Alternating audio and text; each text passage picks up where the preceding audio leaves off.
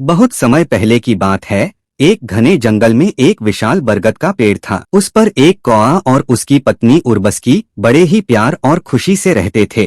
उन्होंने अपनी मेहनत से एक सुंदर घोंसला बनाया था, जहां जल्द ही उनके प्यारे प्यारे बच्चे आ गए। उनकी दुनिया खुशियों से भरी थी, लेकिन उनकी खुशी को किसी की बुरी नजर लग गई। पेड़ के नीचे एक दुष्ट और लालची सांप रहता था। उसकी नजर हमेशा कौए के बच्चों पर रहती थी। जैसे ही कौआ और उसकी पत्नी भोजन की तलाश में बाहर जाते, सांप चुपके से उनके घोंसले में घुस जाता और उनके बच्चों को खा जाता। जब वे वापस आते तो घोंसला खाली देखकर उनका दिल टूट जाता। कौआ बहुत उदास हो गया, पर उसने हिम्मत नहीं हारी।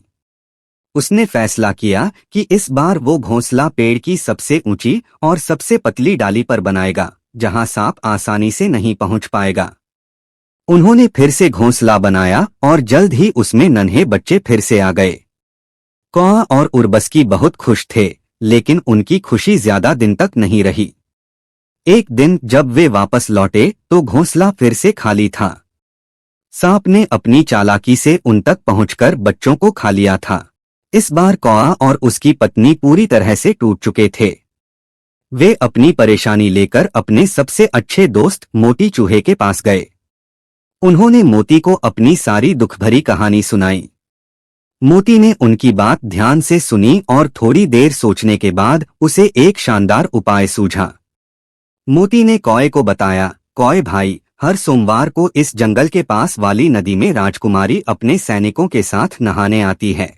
तुम ऐसा करना कि जब राजकुमारी अपने गहने उतार कर रखे तो उसका सबसे महंगा हीरों का हार उठा लेना और सीधे उड़ते हुए उसी सांप के बिल के पास जाना।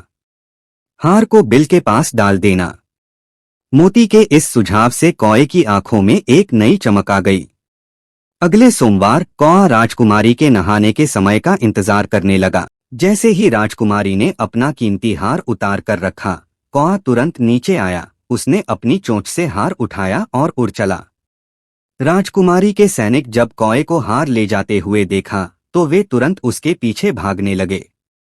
कौआ उड़ता हुआ ठीक उसी बरगद के पेड़ के पास आया जहां वह रहता था। उसने सैनिकों को देखकर हीरों का हार सांप के बिल के मुहाने पर गिरा दिया। जैसे ही सैनिकों ने देखा कि हार सांप के बिल के अंदर जा रहा है, उन्होंने हार निकालने के लिए सांप के बिल को खोदना शुरू कर दिया। खुदाई के दौरान उनकी नजर बिल के अंदर बैठे दुष्ट सांप पर पड़ी। गुस्से में उन्होंने उस सांप को मार डाला और हार लेकर वापस चले गए।